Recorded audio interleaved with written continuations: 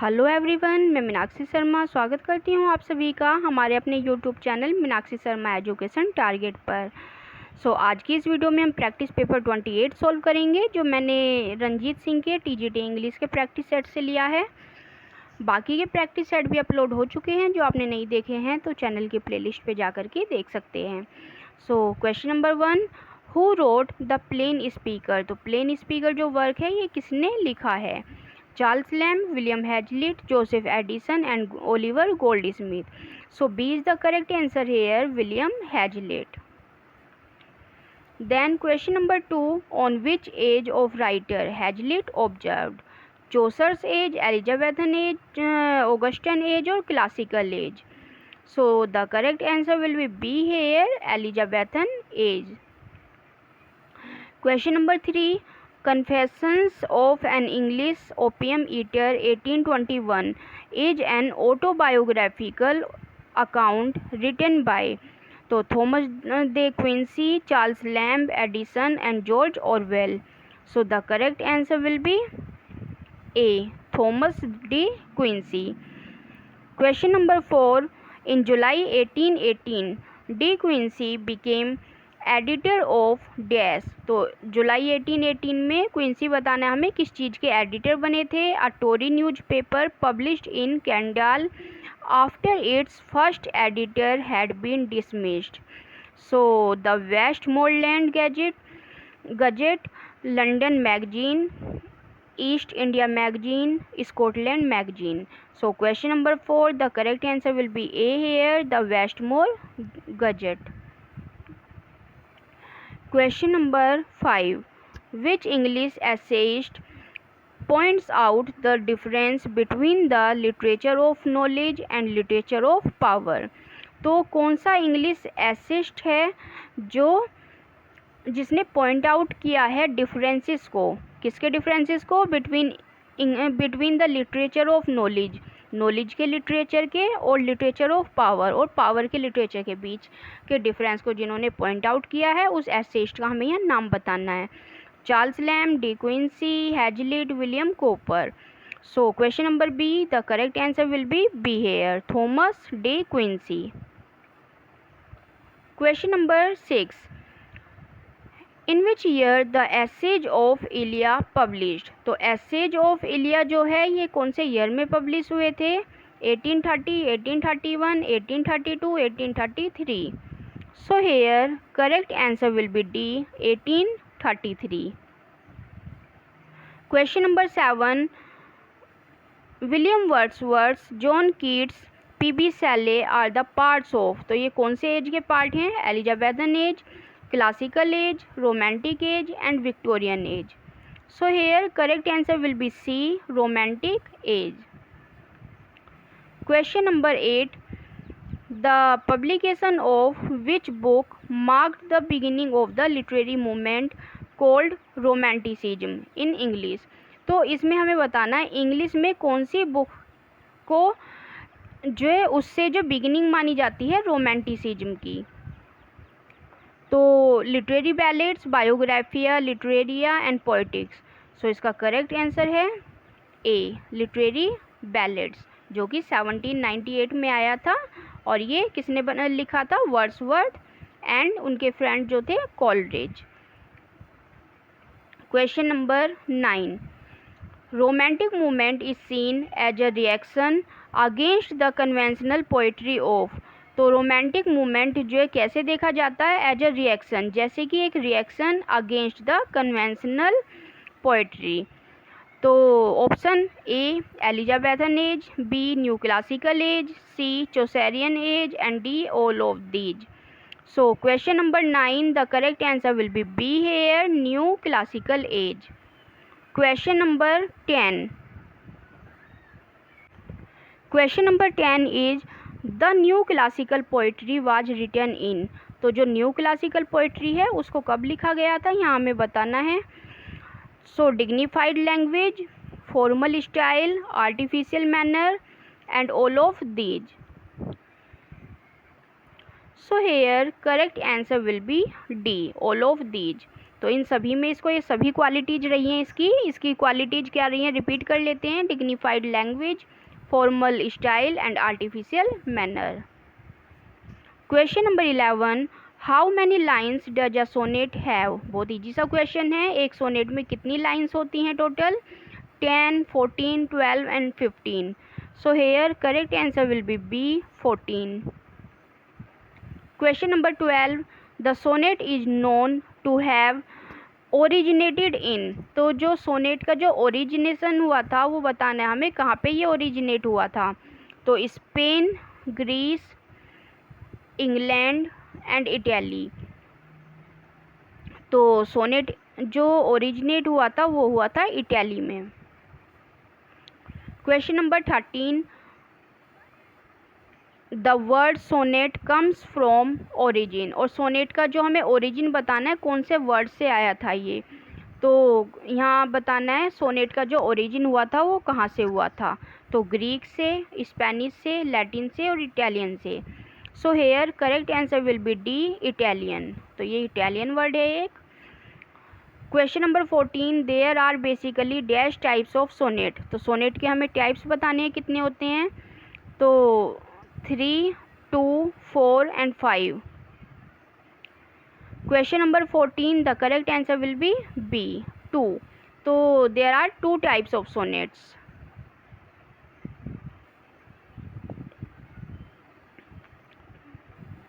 तो एक Petrarchan sonnet होता है उसमें, और फिर बाद में ये शेक्सपियरियन सोनेट होता है, जिसको कि थोड़ा सा ट्रांसफॉर्म करके इसे स्पेंसरियन सोनेट भी बनाया गया था।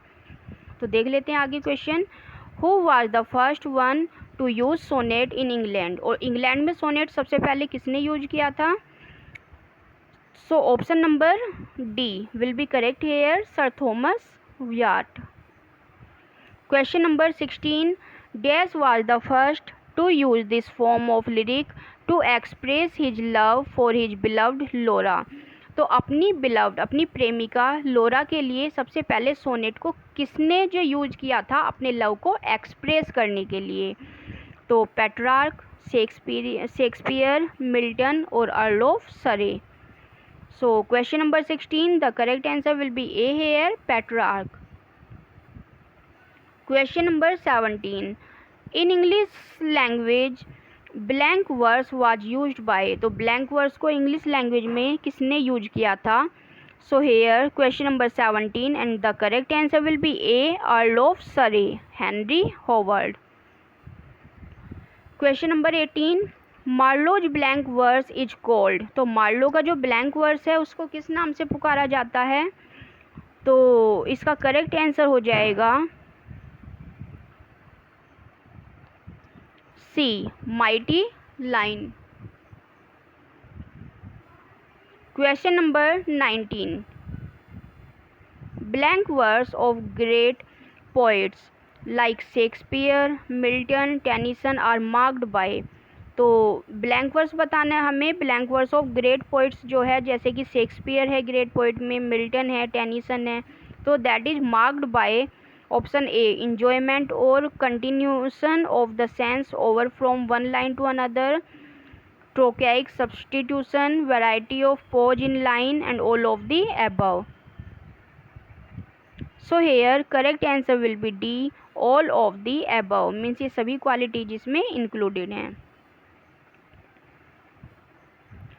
Question number 20, Milton's Paradise Lost is written in. तो मिल्टन का जो पैराडाइज लोस्ट है वो किस में लिखा गया है।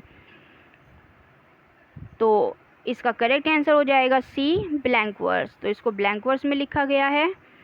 Question number 21, a French word vers libre means.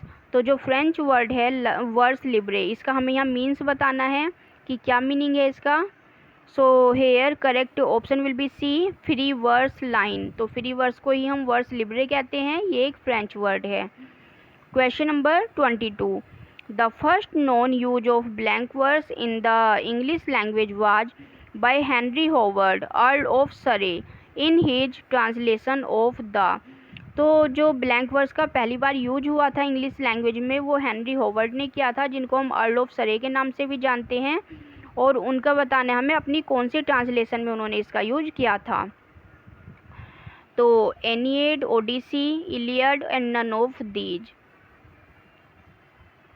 So here correct answer will be A, Aeneid. Then ये जो कुछ क्वेश्चन हैं ये किंग लियर से लिए गए हैं। हु डज एडगर से was with Gloucester at the top of the Cliff. तो एडगर क्या बताता है ग्लूसेस्टर को कि आपके साथ क्लिफ पर और कौन है? A devil, a ghost, लियर and Edmund. So here correct answer will be A, a devil. Question number 24, who encounters Edgar and Gloucester in a मैडन्ड state. तो हु एनकाउंटर्स एडगर, तो एडगर से कौन मिलता है, एंड ग्लूसेस्टर, तो Edgar और Gloucester से कौन मिलता है इन अ मैडन्ड स्टेट, बिल्कुल पागलों वाली कंडीशन में। तो ऐसी तो कंडीशन सिर्फ लियर की थी यहाँ पे प्ले में। सो 24 question, the correct answer will be A. Question number 25, What happens when Oswald tries to kill Gloucester। और क्या होता है जब जो ओसवाल्ड है, जो कि गोनरिल का स्टुअर्ट था, वो ग्लूसेस्टर को मारने की कोशिश करता है। Edgar defends his father and kills Oswald. Edgar stands aside and watches his father die. Gloucester leaps to his feet and beats Oswald. Cordelia's men enter and stop the fight. So question number 25, the correct answer will be A. Edgar defends his father and kills Oswald। तो Edgar अपने पिता को बचा लेता है और Oswald को मार डालता है। Question number 26, What does Edgar take from Oswald as he dies। और एडगर ओसवाल्ड से क्या लेता है जब वो मर जाता है। तो ओसवाल्ड के मरने के बाद वो उससे क्या ले लेता है? The correct answer will be D here, a packet of letters. Question number 27, whom does Edgar encounter on the heath। और एडगर किससे मिलता है हीथ पर? तो इसका करेक्ट आंसर हो जाएगा B, his blinded father। Question number 28, where does Gloucester ask to be taken। तो ग्लूसेस्टर को कहाँ पे मतलब ले जाने के लिए बोला जाता है? The top of the highest cliff in Dover. तो देखिए जब ग्लूसेस्टर की कंडीशन बहुत ख़राब थी, वो बहुत ज़्यादा फील कर रहा था कि उसने क्या किया है या लियर के साथ क्या हुआ था, उसके बाद भी उसकी कंडीशन बहुत बिगड़ गई थी। तो वो क्या करता है, वो कहता है कि मुझे ले चलो। तो कहाँ ले चलो ये यहाँ पे पूछा गया है कि कौन से प्लेस पे वो ले जाने के लिए बात कर रहा है, क्योंकि उसको बहुत ज़्यादा गिल्टी फील हो रहा था कि उसने एडगर के साथ क्या किया। तो here correct answer will be A, the top of the highest cliff in Dover. तो डावर पे जाके उसको जो बोलता है एडगर को कि मुझे सबसे ज़्यादा हाईएस्ट क्लिफ, सबसे ऊंची चोटी पर ले चलो हिल की। तो वो क्या करना चाहता है यहाँ पे? सुसाइड करना चाहता था वहाँ से कूद के। Question number 29, whom does Goneril discover to be no longer on her side. And Goneril किसको देखती है कि अब वो उसकी साइड ज़्यादा नहीं है, मीन्स अब वो उसकी साइड पे नहीं रहा? Regan, Cornwall, Albany and Edmund. So question number 29, the correct answer will be C here, Albany. Albany कौन है? एल्बनी यहाँ पे गोनरिल का हस्बैंड है, जो कि देखता है कि उसकी जो बीवी है वो अपने पिता के साथ गलत कर रही है, तो धीरे धीरे वो उसकी पार्टी छोड़कर उस साइड होने लगता है। Question number 30, how does Albany regard Cromwell's death. Albany जो कॉर्नवेल की जो डेथ है उसको किस तरह से लेता है? So here question number 30, the correct answer will be D here, as a just punishment. तो वो उसको एक जस्ट पनिशमेंट के रूप में लेता है कि हाँ जैसे के साथ तैसा, वो बहुत बुरा आदमी था तो उसके साथ जो हुआ वो सही हुआ। Question number 31, why is Goneril upset about Cornwall's death. और गोनरिल क्यों अपसेट हुई कॉर्नवॉल की डेथ से? अब यहाँ पे कॉर्नवॉल है उसकी छोटी बहन रीगन का हस्बैंड, तो उससे वो बहुत ज़्यादा अपसेट है। तो यहाँ पे बताना है कि क्यों है। So here correct answer will be D. Now Regan can pursue. One more should be here, Edmund. Now Regan can pursue Edmund. तो यहाँ पे wise गोनरिल upset about Cornwall's death, तो यहाँ पे जो कॉर्नवॉल था रीगन का हस्बैंड था, और रीगन से ज़्यादा दुख जो है उसकी डेथ का कॉर्नवॉल की गोनरिल को हुआ था। तो उसका क्या रीजन रहा है यहाँ पे, क्योंकि now Regan can pursue Edmund, क्योंकि जो गोनरिल थी वो एडमंड को लाइक करने लगी थी, वो उसको परस्यू करने लगी थी, लेकिन अब वो सोचती है कि उसकी जो बहन है छोटी रीगन, अब वो भी उस पर अपना हक जताने लगेगी या वो भी उसके पीछे पड़ जाएगी। तो वो एडमंड के चक्कर में आकर के उसको कॉर्नवॉल की डेथ से ज़्यादा फर्क पड़ा था। Then question number 32, who is in charge of French army, और फ्रेंच आर्मी का इंचार्ज बताना है हमें, यहाँ पे कौन था, कॉर्डेलिया, रीगन, एडमंड और Burgundy. So here correct answer will be A, Cordelia. Question number 33, why does Lear not want to see Cordelia, और लियर कॉर्डेलिया से क्यों नहीं मिलना चाहता था, क्यों उसको देखना नहीं चाहता था। तो he is still angry with her, he fears she might be plotting against him, he is too crazy to recognize her, and he is ashamed of how he treated her. तो इसका करेक्ट आंसर हो जाएगा D, कि उसको बहुत ज़्यादा शर्मिंदगी feel हो रही थी कि उसने किस तरह का जो बिहेवियर था, किस तरह का जो ट्रीटमेंट था वो अपनी बेटी कॉर्डेलिया को दिया था। तो उसके साथ उसने बहुत गलत किया था, उसको बैनिश कर दिया था और सारी प्रॉपर्टी भी उसकी छीन ली थी। Then question number 34, What does the doctor say about that Lear needs? अब डॉक्टर क्या कहता है कि लियर को किस चीज़ की सबसे ज़्यादा ज़रूरत है, स्लीप, एल्कोहल, एक्सरसाइज और dry air. So question number 34, the correct answer will be A, sleep. तो डॉक्टर ने बोला था कि इनको इस समय सोने की सबसे ज़्यादा ज़रूरत है, नींद की ज़रूरत है। Then 35 question, Why does Regan think that Edmund should be with her rather than with Gonril? तो अब रीगन क्या सोचती है कि एडमंड को अब उसके साथ रहना चाहिए, ना कि उसकी बहन गोनरिल के साथ। तो ऐसा क्यों सोचती है वो, तो इसका करेक्ट आंसर हो जाएगा option C, her husband is dead while Goneril is still alive, कि उसके हस्बैंड तो उनके तो डेथ हो चुकी है, लेकिन जो गोनरिल है उसका जो हस्बैंड है अल्बनी वो अभी भी जिंदा है, इसलिए अब एडमंड को रीगन के साथ होना चाहिए। Question number 36, what does Regan promise Oswald a reward for, अब रीगन क्या प्रॉमिस करती है ओसवाल्ड को रिवार्ड देने के लिए, बिहेडेड, तो 4 आया यहाँ पे, तो इसका मतलब हुआ व्हाट फॉर मीन्स क्यों, तो क्यों प्रॉमिस करती है, ऐसा क्या काम करने के लिए उससे चाहती है कि उसके बदले वो उसको रिवॉर्ड देगी। Beheading Lear, kidnapping Cordelia, assassinating Goneril and killing Gloucester. So here correct answer will be D, killing Gloucester. तो चाहती है अगर जो ओसवाल्ड है वो ग्लोसेस्टर को मार दे तो उसके बदले वो उसको रिवॉर्ड देगी। 37 question, what does Regan ask Edmund not to do, अब रीगन क्या कहती है एडमंड से कि तुम ऐसा मत करना, तो कैसा मत करना, pardon Lear, spare the life of Albany, sleep with Goneril and fight against Cordelia. So here correct answer will be C, sleep with Goneril. Question number 38, why does Albany have mixed feeling about fighting the invaders? तो Albany के मन में mix feeling है, किसके लिए, आक्रमणकारियों के से लड़ाई करने के लिए। तो जब वहाँ पे आक्रमण होता है, कॉर्डेलिया जो फाइट करती है या युद्ध छेड़ देती है उनके खिलाफ, तो अल्बनी के अंदर मिक्स फीलिंग होती है, वो नहीं चाहता युद्ध करना, वो कंफ्यूज है कि करे या ना।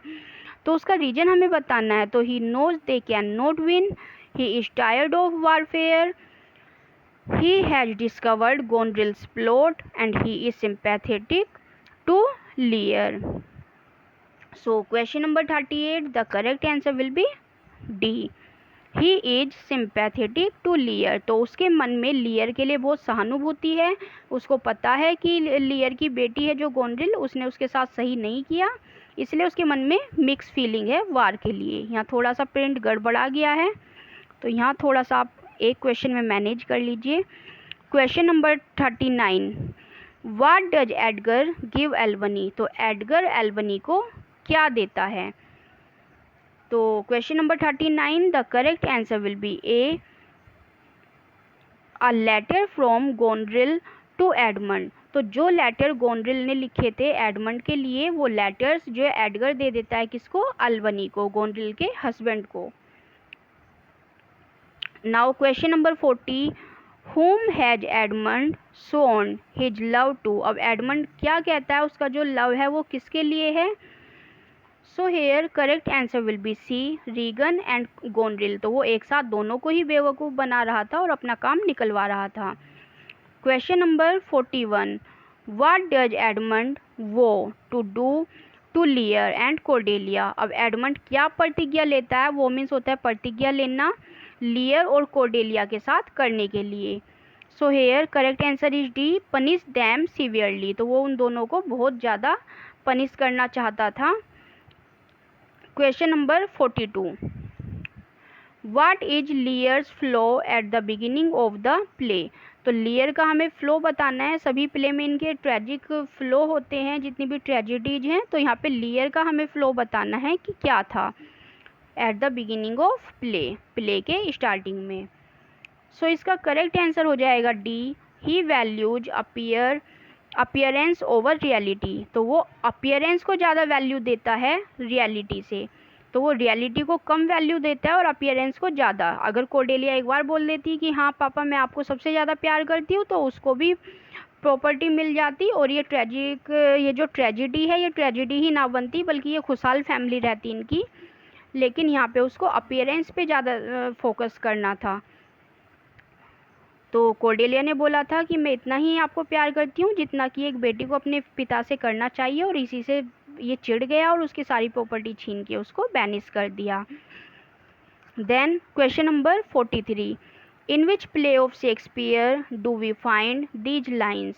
शेक्सपियर के कौन से प्ले में ये लाइन मिलती हैं? There needs no ghost my lord come from the grave to tell in this. So ghost तो इजी हो गया, यहाँ पे घोस्ट हमें पता है कौन से प्ले में था। The correct answer will be C, Hamlet. Question number 44, to which character in Shakespeare's Hamlet does the following description apply? तो ये हमें बताना है, जो डेस्क्रिप्शन है कौन से कैरेक्टर के बारे में है। The tedious wiseacre who meddles his way to his doom. तो ये जो डेस्क्रिप्शन दिया हुआ है that is given for Polonius.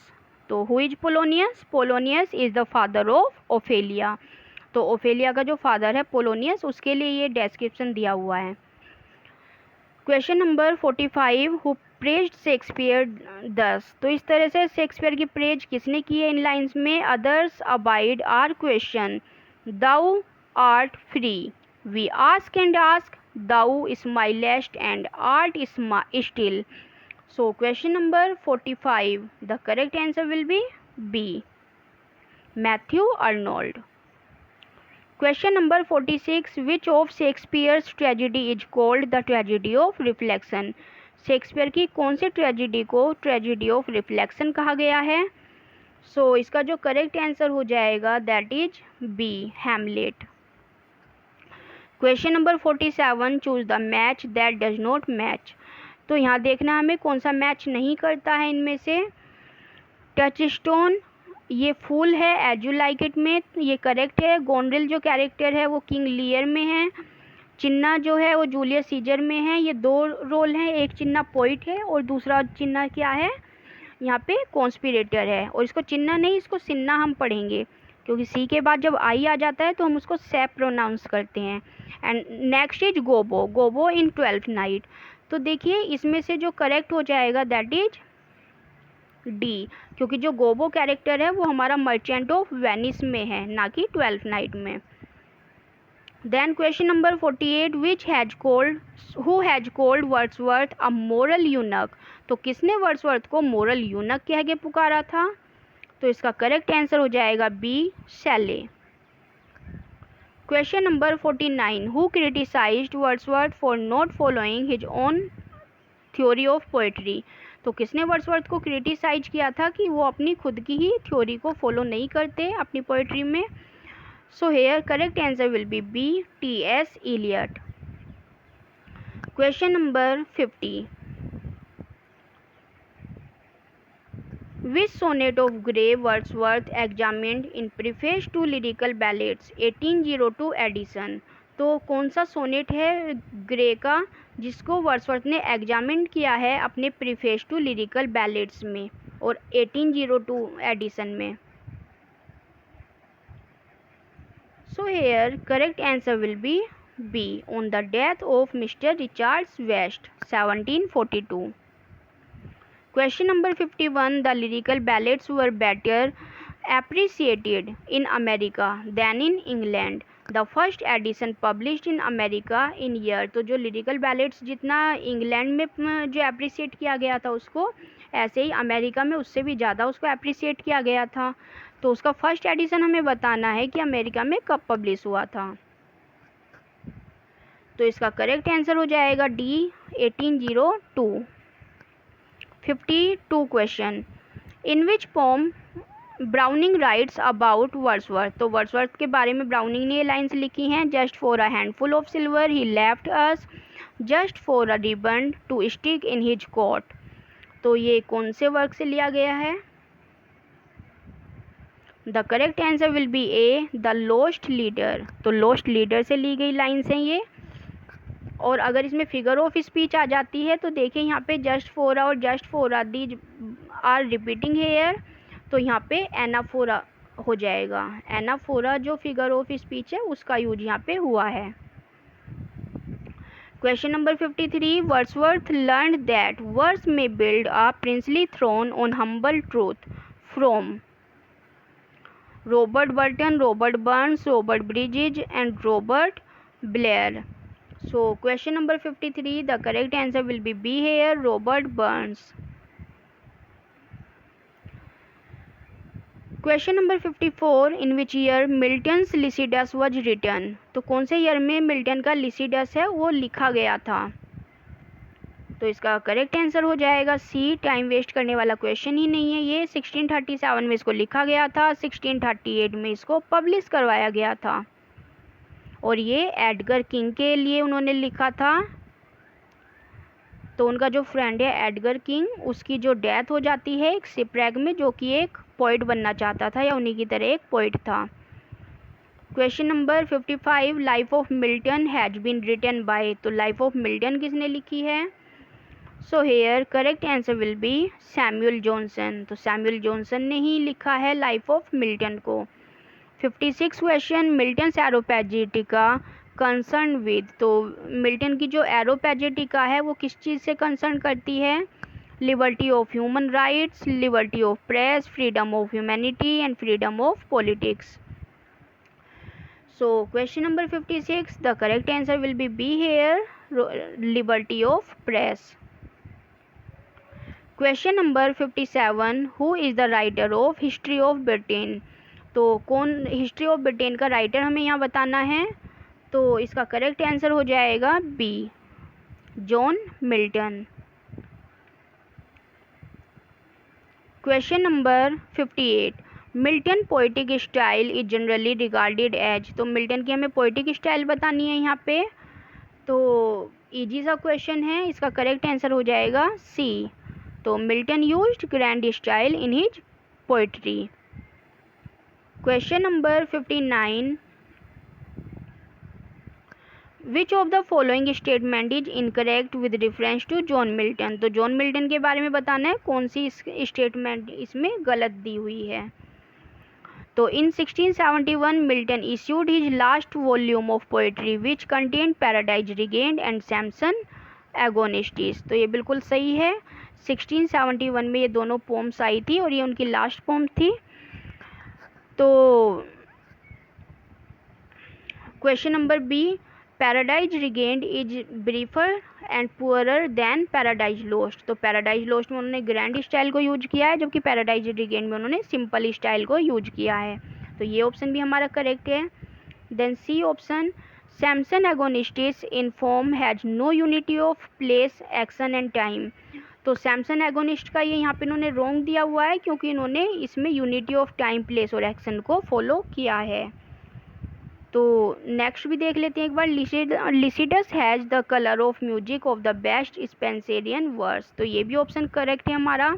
तो यहाँ पे इनकरेक्ट हमें बताना है, तो उसके अकॉर्डिंग सी हमारा करेक्ट हो जाएगा।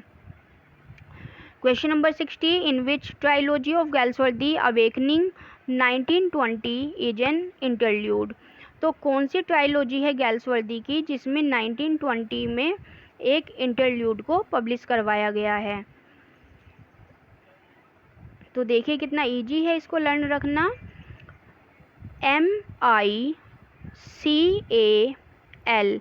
तो M से यहाँ पे हो गया the man of property, I से हो गया Indian summer of foresight saga, C से हो गया इन चैंसरी, A से अवेकनिंग एंड L से टू लेट।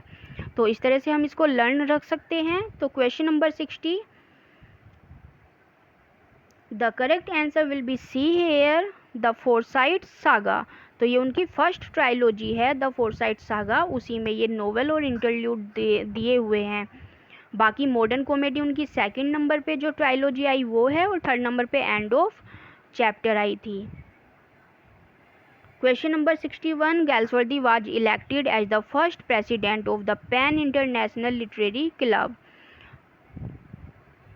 तो गैल्सवर्दी को इलेक्ट किया गया था किसके लिए, फर्स्ट प्रेसिडेंट के रूप में पैन इंटरनेशनल लिटरेरी क्लब का। तो ईयर बताना है हमें, कौन से ईयर में। तो question number 61, the correct answer will be B, 1921। Question number 62, Galsworthy died from dash at his London home. तो गैल्सवर्दी अपने लंदन होम में जो उनकी डेथ हो गई थी ग्रोव लॉज हैम्पस्टेड में। तो उनका रीजन बताना है कि किस चीज़ से उनकी डेथ हुई थी। The correct answer will be C, a brain tumour. Question number 63, Galsworthy was cremated at Woking with his ashes then being scattered over the dash from an aeroplane। तो गैल्सवर्दी की ये लास्ट जो विश थी कि उनकी जो राख होगी उसको क्या किया जाए, एरोप्लेन में ऊपर ले जाया जाए और वहाँ से उसको स्कैटर कर दिया जाए, सब जगह बिखेर दिया जाए। तो कहाँ पे उन्होंने उसको बिखेरने के लिए कहा था। Question number 63, the correct answer will be D, south downs. Question number 64, who is known for the allegorical novella Animal Farm 1945 and the dystopian novel 1984। तो 64 question, the correct answer will be A, George Orwell. तो ये LT का हमारा syllabus है, उसमें है ये work, George Orwell का एनिमल फार्म, आई थिंक आपने पढ़ा होगा। Now 65 question, who is famous for the maxims all animals are equal but some animals are more equal than others, 4 legs good 2 legs bad and 4 legs good 2 legs better. तो ये हमें statement बतानी है कि कौन से वर्क से statement ली गई है कि सभी एनिमल्स बराबर होते हैं but some animals are more equal, लेकिन जो बराबरी से कुछ ज़्यादा होते हैं कुछ animals.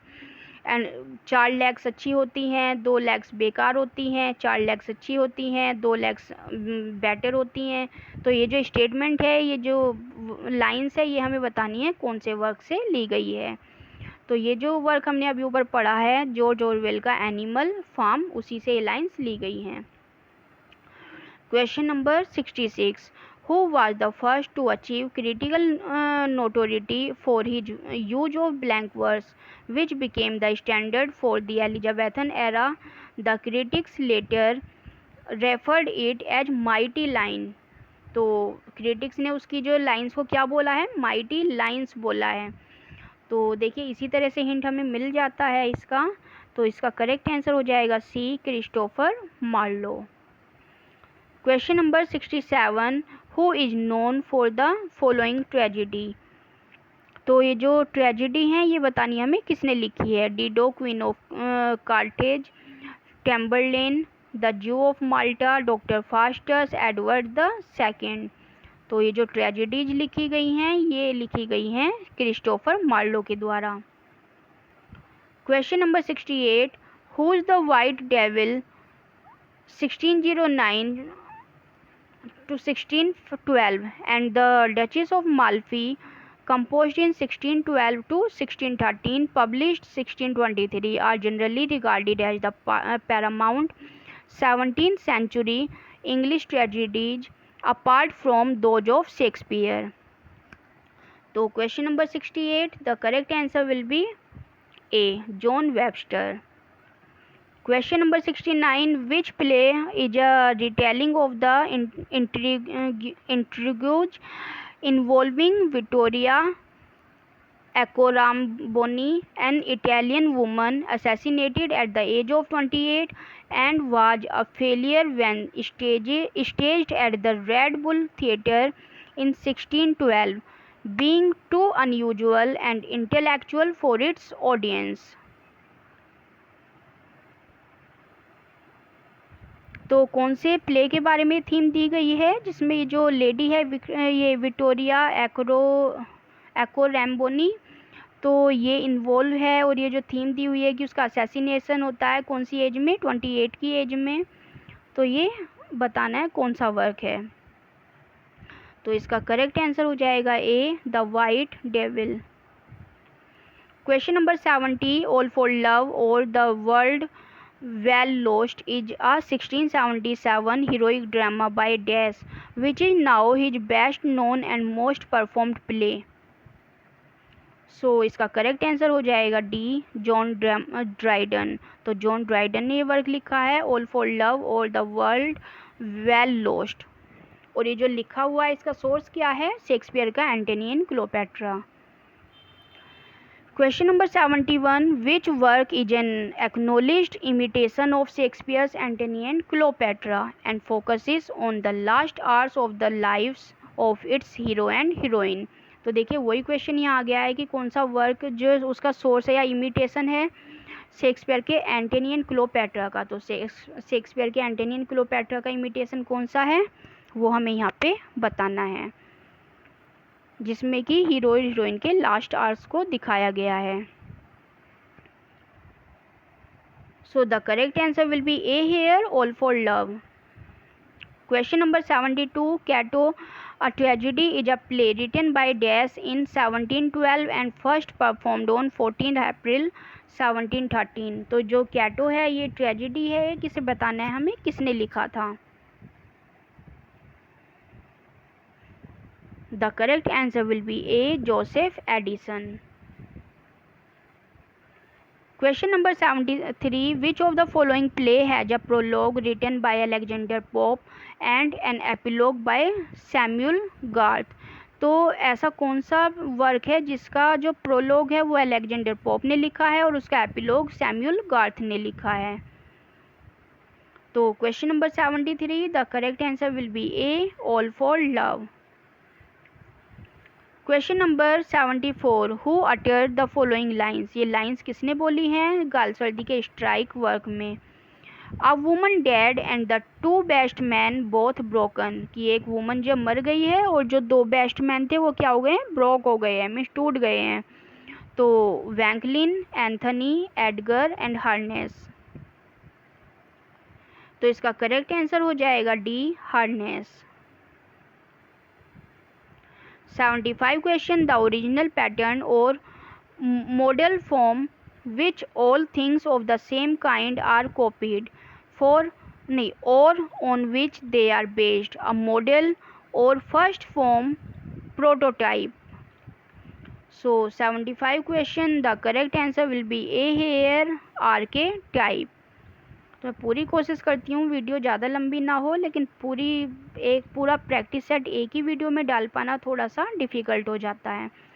Question number 76, the term used for the advance group in any field specially in the visual literary और musical arts whose works are characterized chiefly by unorthodox and experimental methods.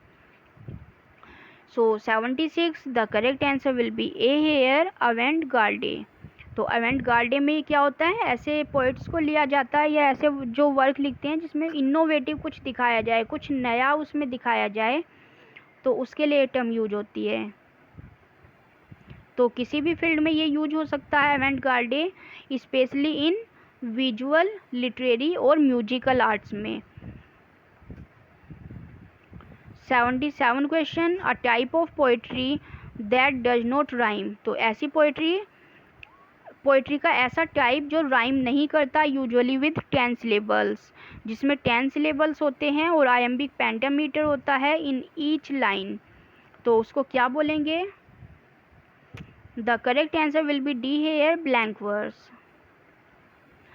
78 question, a pause in a line of poetry especially near the middle of a line of a verse। तो pose बताने हमें, जैसे कोई poetry की lines लिखी गई हैं तो उसमें जो पोज होता है वो कहाँ आता है? मिडिल ऑफ लाइन आता है, मीन्स यहाँ पे आने के प्लेस पे वो बीच में आता है, तो उसको हम क्या बोलते हैं? The correct answer will be A here, caesura. 79 question, the term criticism is derived from the Greek word kritikos which means। तो जो क्रिटिसिज्म जो वर्क है वो ड्राइव किया गया है ग्रीक वर्ड क्रिटिकोस से, तो उसका हमें यहाँ मीनिंग बताना है कि क्या है। तो इसका करेक्ट आंसर हो जाएगा ए, एबल टू डिसर्न एंड जज। Question number 80, which kind of poetry employs the Ubisont motif, the formula of where are they for lamenting the past। तो पोइट्री के कौन से टाइप में जो दिखाया गया है ये वाला जो फॉर्मूला है ubi sunt motif, means where are they, जिसमें कि पास्ट को लैमेंट किया गया है, विलाप किया जाता है। तो इसका करेक्ट आंसर हो जाएगा B, elegy. Question number 81, who was Alice in Lamb's Dream Children. तो एलिस का जो लैम्स का जो ड्रीम चिल्ड्रन है उसमें कैरेक्टर है एलिस। तो एलिस कौन है यहाँ पे हमें बताना है? डॉटर, वाइफ, मदर और mother in law. The correct answer will be A, daughter. Question number 82, who remarked about Shelley. तो सैले के बारे में किसने रिमार्क किया है? Being a beautiful but ineffectual angel beating in the void his luminous wings in vain. तो ये किसने बोला है सैले के बारे में? तो the correct answer will be C here, Matthew Arnold. 83 question, whose death has Tennyson mourned In Memoriam. तो इन मेमोरियम टेनिसन का लिखा वर्क है, इट्स अ एलेजी। तो इस एलेजी में वो किसकी डेथ पर मोर्न करते हैं? तो question number 83, the correct answer will be A, Arthur Henry Hallam. तो ये उनका बहुत बेस्ट फ्रेंड था जिससे वो अपनी सिस्टर की शादी भी करवाने वाले थे, लेकिन क्या होता है उसकी डेथ हो जाती है, जिससे कि टेनिसन को बहुत दुख होता है और वो ये वाला वर्क लिख देते हैं In Memoriam. Question number 84, what happens to the lover in Browning's poem Porphyria's Lover. तो जो रॉबर्ट ब्राउनिंग की एक पोम है यहाँ पे पोरफेरियाज लवर, तो उसमें बताना है कि लवर को क्या हुआ था। तो इसका जो करेक्ट आंसर हो जाएगा that is C, gets killed, उसको किल कर दिया गया था। 85 question, the title nightingale of India was given to Sarojini Naidu. तो सरोजिनी नायडू को ये टाइटल दिया गया था नाइटिंगेल ऑफ इंडिया बाय, तो किसके द्वारा दिया गया था? The correct answer will be D, Gandhi ji. ये सोशल साइंस का क्वेश्चन बीच में इन्होंने डाल दिया है। Then question number 86, when was Rabindranath Tagore awarded the Nobel Prize in literature. तो रविंद्रनाथ टैगोर को लिटरेचर में नोबेल प्राइज कब दिया गया था? The correct answer is C, 1913। 87 question, which of the following poems did Tagore write originally in English. तो इनमें से कौन सी ऐसी पोम है जिसको टैगोर ने ओरिजिनली इंग्लिश में ही लिखा था। The correct answer will be B, the child. Question number 88, who said Tennyson's genius was lyrical. और किसने बोला था कि टेनिसन की जो जीनियस है वो क्या है, लिरिकल है। Question number 88, the correct answer is B, Odin. 89 question, the Blackwoods dismissed Keats as a member of the। तो Keats को Blackwoods से डिसमिस किया गया था एज अ मेंबर ऑफ। तो किस चीज़ के मेंबर से, किस चीज़ के मेंबर थे वो। The correct answer is B, cockney school. तो यहाँ पे थोड़ा मुझे ग्रामेटिकल एरर लग रहा है क्योंकि इसके बाद हमें नाउन की ज़रूरत होती है अपोस्ट्रोफी के बाद, और यहाँ सीधा वर्ब आया है। तो यहाँ आई थिंक मैगजीन होना चाहिए, the Blackwood magazine dismissed Keats. तो वो आप देख लेना। Question number 90, Shelley's Ode to the West Wind was written in the vicinity of Florence, Rome, Athens और Lake District. Question number 90, the correct answer will be A, Florence. Now 91 to 95 question. Choose the correct form of abstract noun from the given common noun. तो common noun दिए गए हैं जिनसे हमें abstract noun को form करना है। तो फर्स्ट इज एजेंट। तो एजेंट से देख लेते हैं क्या बन जाएगा यहाँ पे। The correct answer is A, agency. Now question number 92, baby. तो बेबी से यहाँ पे क्या बन सकता है एब्स्ट्रैक्ट नाउन। तो the correct answer will be B, babyhood. Now 93, beggar. तो बैगर का एब्स्ट्रैक्ट नाउन हो जाएगा बी, बैगरी। 94, बॉन्ड। तो बॉन्ड से हमारा करेक्ट हो जाएगा C, bondage. And next is boy. तो बॉय का एब्स्ट्रैक्ट नाउन हो जाएगा यहाँ पे A, boyhood. Now find the incorrect match of singular and plural form of noun. तो यहाँ पे हमें इनकरेक्ट को फाइंड आउट करना है, ना कि करेक्ट को। First is forget me not, so here forget me nots. Second, go between. तो इसका हो जाएगा गो बिटवीन्स। थर्ड है पिक मी अप। तो इसका picks me up. And D, touch me not plant का टच मी नोट प्लांट्स। तो यहाँ पे देख लेते हैं कौन सा इसमें रॉन्ग दिया हुआ है। तो इसका सी ऑप्शन रॉन्ग है यहाँ पे, पिक मी अप का। तो यहाँ पे हमें क्या करना होता है, जो इस तरह के कंपाउंड्स जो नाउन्स होते हैं उसमें हमें मेन वर्ब के साथ में प्लूरल फॉर्म करना होता है, बाकी वर्ड जो उसमें सेम रहते हैं। 97 question, drawback, drawbacks. Look out, look outs. Good for nothing, तो गुड फॉर नथिंग्स। नॉर्थमैन, हेयर नॉर्थमैन। सो यहाँ पे जो करेक्ट हो जाएगा दैट इज डी, ये इसमें मिस्टेक है, बाकी सब करेक्ट हैं। 98 क्वेश्चन, इसका करेक्ट हो जाएगा डी, गवर्नर जनरल का। यहाँ पे भी गवर्नर जनरल्स किया हुआ है, दैट इज रॉन्ग। 98 क्वेश्चन, लेकिन मुझे ये बिल्कुल ठीक लग रहा है, इसलिए मैं इसको बाद में मैच करके एक बार चेक कर लूँगी, तब इसको मैं बताऊँगी। अगर इसमें कोई मिस्टेक होगी तो मैं इसको मैसेज में डाल दूँगी, तो कमेंट बॉक्स में जाके आप इसको देख सकते हैं।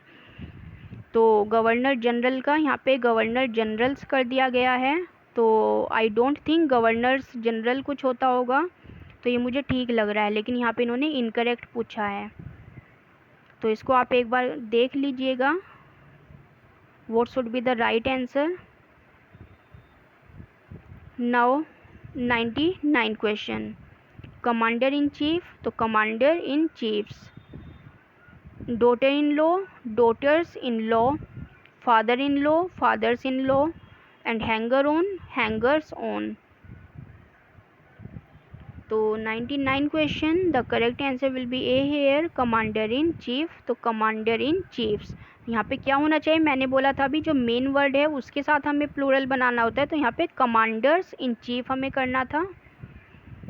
100 क्वेश्चन, तो यहाँ पे भी देख लीजिए चारों ऑप्शन आप अच्छे से। तो इसका करेक्ट आंसर हो जाएगा सी, मैन टीचर। तो देखिए क्या होता है, जब यहाँ पे जो फर्स्ट वर्ड से मैन या वुमन का पता लगता है और सेकंड वर्ड जिसमें कॉमन नाउन होता है, तो हमें उसमें दोनों को ही प्लूरल बनाना होता है। जैसे मैन का मैन हो गया, तो टीचर का भी यहाँ पे टीचर्स होना था। तो सी पार्ट में एरर है यहाँ पे। Question number 101, who wrote the elements of the common laws of England. तो किसने इंग्लैंड के कॉमन लॉज के एलिमेंट्स को लिखा था। तो ये एक वर्क है, the elements of the common laws of England. तो it is written by A, Bacon. Now antonyms हमें यहाँ बताने हैं, जेन्युइन का हमें एंटोनिम फाइंड आउट करना है यहाँ पे। तो इसका करेक्ट ऑप्शन हो जाएगा B, spurious.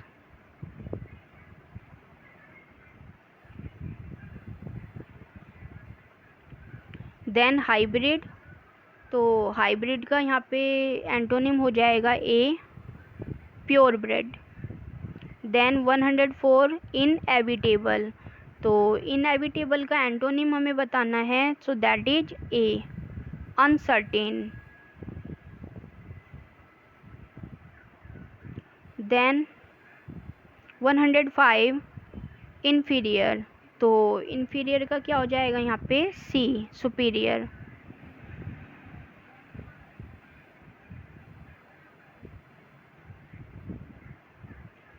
Now choose the appropriate synonyms for the given words.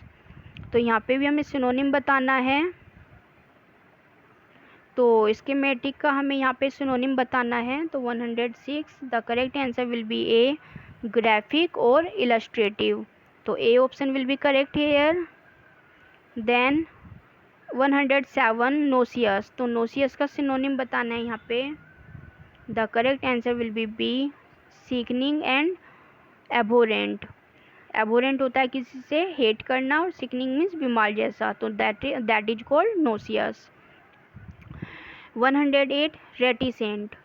तो रेटिसेंट का क्या सिनोनिम हो जाएगा यहाँ पे, the correct answer is A, shy and reserved. तो रेटिसेंट क्या होता है, अल्पभाषी, बहुत कम बोलने वाला, तो उसके लिए हम लगाएंगे शाय या रिजर्व्ड।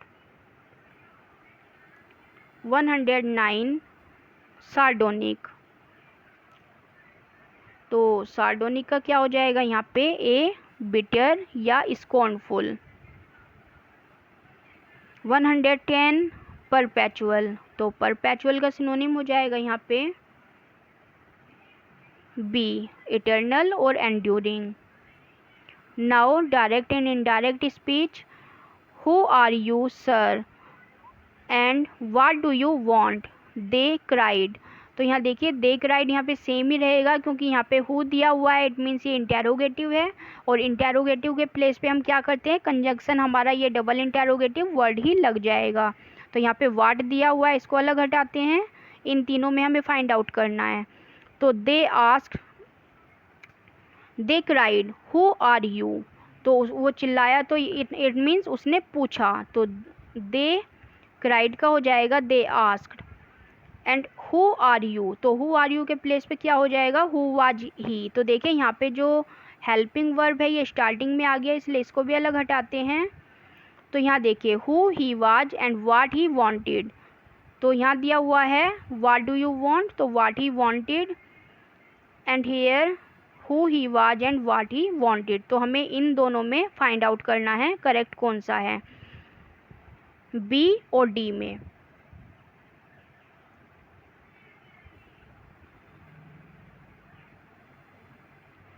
तो दे आस्क रिस्पेक्टफुली, तो यहाँ देखिए रिस्पेक्टफुली तो उसने पूछा ही नहीं है, अच्छा रिस्पेक्टफुली तो उसने दिया हुआ है, सर बोला है इसलिए रिस्पेक्टफुली लग गया है, तो ये ठीक है। Who he was and what he wanted, and here they asked with respect who he was and what he wanted. तो इसमें जो सूटेबल आंसर आ रहा है या जो प्रैक्टिस सेट में इसका आंसर दिया हुआ है that is D. Now 112 he said how cruel of him. तो इसका भी हमें इनडायरेक्ट बताना है, तो इसका इनडायरेक्ट हो जाएगा B. He remarked that it was very cruel of him. तो ये हाउ क्रूअल वाले जो सेंटेंस होते हैं इसका यही फॉर्मेशन हो जाता है, it was very cruel of him. यहाँ क्रूएलिटी आया है, ये रॉन्ग है, यहाँ पे it was very cruel of him है, लेकिन यहाँ रिटोर्टेड है, रिटोर्टेड नहीं लगेगा, और यहाँ पे इट वाज इज एक्सट्रीमली, तो यहाँ पे सिर्फ बी ऑप्शन हमारा करेक्ट है। Question number 113 he said O that is a nuisance. तो he exclaimed that it was a great nuisance. B. He exclaimed it is a nuisance. C. He exclaimed that it was a nuisance. And D. He exclaimed that it had been a nuisance. So इसका जो correct answer हो जाएगा that is C. He exclaimed that it was a nuisance.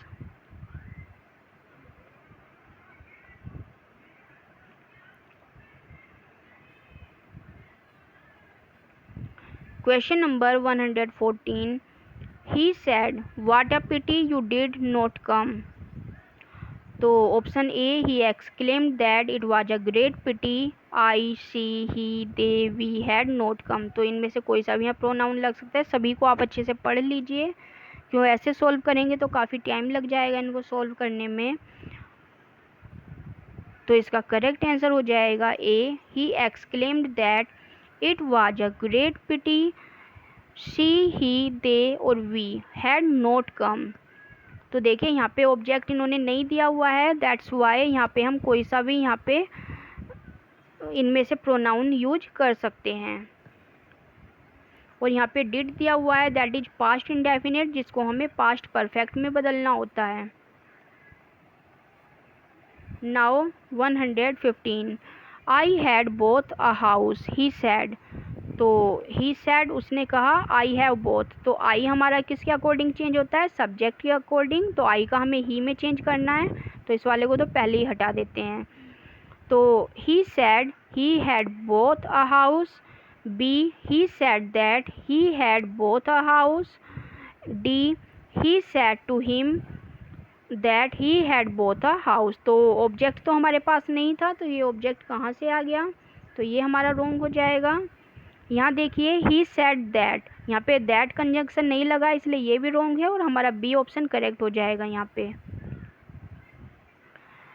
Question number 116, तो यहाँ पे हमें punctuation लगाना है, तो ये ऑप्शंस को आप खुद से पढ़ लीजिए, मैं सिर्फ आपको करेक्ट आंसर बता देती हूँ।